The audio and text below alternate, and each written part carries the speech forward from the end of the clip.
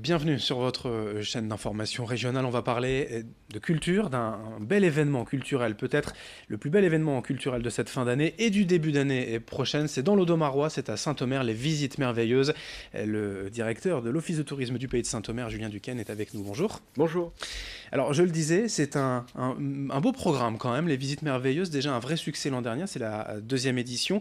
Du 1er décembre au 1er mars, 3 mois d'événements. Les Visites Merveilleuses, tout est dans le titre, mais dites-nous en plus quand même. Quel est Oui, le concept vraiment? c'est déjà l'idée qu'on est sur un territoire merveilleux. Quand on s'y promène, quand on va dans le Marais, on a l'impression de vivre quelque chose de différent.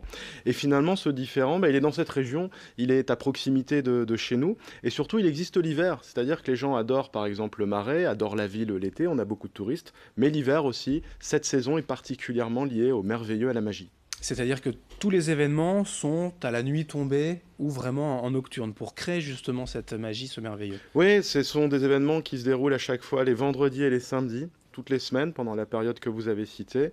Et vraiment, l'objectif, c'est de partir soit à 18h30, soit à 17h, au moment où le jour cède la place à la nuit, parfois en bateau, et c'est le moment aussi où cette nature et cette magie prend sa place. Je le disais en préambule, un véritable succès l'an dernier pour la première édition. Quelques chiffres du nombre de visiteurs, de participants? Oui, on a eu quelques milliers de visiteurs, on a eu 85% des visites qui étaient complètes, et surtout, on a permis aux gens aussi de découvrir des sites qui étaient habituellement fermés au public, d'avoir de belles surprises, et d'aller sur plus de 30 communes et à la rencontre de 70 partenaires touristiques ou culturels. Un événement populaire au sens noble du terme, hein, ça il faut le dire, puisqu'avec 35 dates, je crois, le prix d'accès, c'est ou gratuit ou c'est 5 euros. Oui, c'est ça. Soit on va venir gratuitement découvrir des sites, parfois dans des bus, où on ne sait pas ce qu'on va voir. Tout ce qu'on sait, c'est qu'on ne sait rien. Et puis, des moments à 5 euros où parfois, vous pouvez aller au théâtre, assister à une pièce, vous pouvez faire une balade en gyropode, vous pouvez faire une balade en marais. Pour ce prix-là, ça veut dire que oui, des gens qui n'ont peut-être pas les moyens de trouver des activités pendant cette période de fête, vont trouver aussi les moyens. C'est peut-être aussi un beau cadeau de Noël, finalement, pour ça, à 5 euros. Le thème global, c'est vraiment le mystère, l'enquête, voilà, le merveilleux au sens large. Oui, c'est vraiment d'emmener les gens dans un imaginaire. On est sur un territoire où le pouvoir, chez nous, c'est l'imaginaire. Et donc, on les emmène vraiment à la rencontre de personnages, parfois, de légendes. C'est ce qu'on va faire beaucoup dans le Marais. Et c'est là-dessus qu'on tourne. En tout cas, c'est la marque de fabrique du tourisme. C'est à chaque fois de, non pas compter le territoire, mais c'est de le raconter avec de belles histoires. Le territoire, le Marais, s'y prête véritablement à cet aspect imaginaire, un peu féerique. Oui, enfin, moi j'ai cette impression que quand on se promène dans le Marais, quand le soleil se couche, quand on entend la nature s'exprimer autrement, à la fois on a des légendes qui nous arrivent, celle de la sorcière Marie Grouette, et puis on se raconte nous-mêmes des histoires, on imagine des choses, on imagine des bruits, et c'est vrai que ça je ne le ressens pas forcément ailleurs. Le territoire est vraiment lié à cet imaginaire et c'est important nous de le retrouver dans nos visites. Le slogan cette année, c'est votre imagination est la seule limite. C'est-à-dire, vous avez demandé aussi aux Audomarois ce qu'ils rêvaient de voir peut-être? Oui, alors on demande aussi de touristique ce qu'ils veulent faire, et puis effectivement aux habitants, on a l'impression que les habitants maintenant sont dans notre histoire, sont même des acteurs de notre histoire, puisqu'il y aura des visites merveilleuses où ils participeront, où ils joueront des rôles, notamment le 1er décembre avec ce premier conte interactif qui est Hugo l'enfant du grenier. Donc on a cette impression aussi que maintenant les habitants font partie vraiment de notre imaginaire, et parfois ce sont eux qui nous donnent de belles histoires à raconter, qui nous donnent des idées. Alors par exemple, prenons une date au hasard, le samedi 15 décembre à 17h, le Marais en feu. Qu'est-ce qu'on va découvrir ici?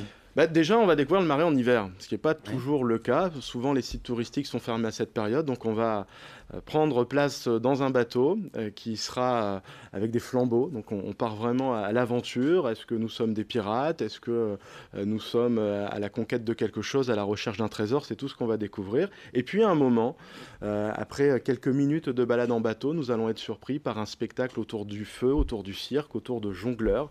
Vraiment, le but, c'est à chaque fois de surprendre à n'importe quel moment le visiteur. Donc c'est à la fois une balade en bateau, dans le Marais, à un moment qui n'existe pas habituellement, celui de l'hiver, et en plus avec un spectacle qui nous arrive au moment où on s'y attend le moins. La plupart des événements l'année dernière, vous l'avez dit, 85% je crois étaient complets. Oui. Et pour cette année, il y a déjà des événements qui sont complets. C'est dommage, là, on fait une belle communication. Allez, vous allez mettre d'autres dates peut-être? Si vous le demandez. Oui, oui, il y a des visites qui sont parties en 4 jours. Ouais. On a vendu près de 800 Les places bus tout de merveilleux, suite. notamment, ça Alors, cartonne. les bus merveilleux, on y réfléchit. C'est vrai que en quelques heures, les bus sont complets parce que c'est vraiment ce principe de monter dans un bus sans savoir ce qu'on va faire. Ça, c'est assez particulier. Puis d'être surpris à chaque coin de rue. On va essayer de voir, notamment sur quelques dates de ces bus ou quelques découvertes comme le théâtre qui est très demandé, qui vient de rouvrir ses portes. On va essayer de voir si on peut doubler ces visites ou créer d'autres bus. Le théâtre, justement, j'allais y venir, ce sont des lieux méconnus, ou en tout cas qui ne sont pas ouverts au public. Vous le disiez, ça forcément, ça plaît toujours Oui, beaucoup. oui, oui, c'est vraiment de découvrir ces lieux. Le théâtre est fermé, donc l'objectif, il existe, hein, des visites guidées parfois avec le Pays d'art et d'histoire, mais c'est d'y rentrer et puis de peut-être se faire surprendre par des acteurs qui sont encore là ou par des fantômes qui hantent encore les lieux, puisque ce théâtre avait été fermé en 1973, je crois. Donc il y a vraiment aussi ces lieux, mais il y en a beaucoup d'autres. Il y en a beaucoup d'autres.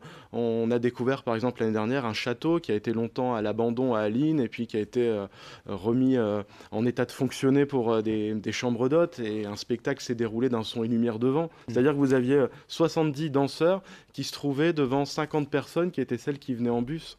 Donc c'est aussi vraiment le lieu, on est là aussi nous pour le sublimer quand on vient avec ces visites merveilleuses. On est donc à Saint-Omer, on est dans le Marais Audomarois, à Limbre, à Aire-sur-la-Lys, Oui. voilà, pour essayer de rayonner aussi sur l'ensemble du territoire. Oui, oui, c'est ça. On est sur 2 territoires aujourd'hui, le pays de l'Imbre et le pays de Saint-Omer.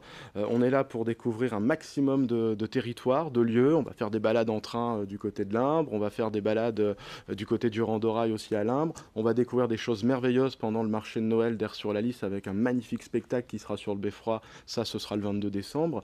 Bref, l'imaginaire ne s'adapte pas qu'au pays de Saint-Omer, il rayonne sur près de 70-80 communes. Pour finir, d'une manière pratique, toutes les infos sont sur Internet, sur le site de l'Office de tourisme. Oui, alors il y a une nouveauté cette année, on retrouve les informations, mais maintenant on peut réserver en ligne. C'est-à-dire D'accord. que la billetterie existe, avant il fallait se rendre ou téléphoner à l'Office de tourisme. On va sur le site internet www.tourisme-saint-omer.com.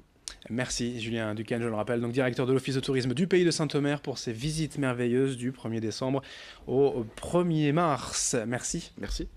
Merci à vous de nous avoir suivis. Dans un instant, l'information continue. D'autres infos, d'autres images à suivre.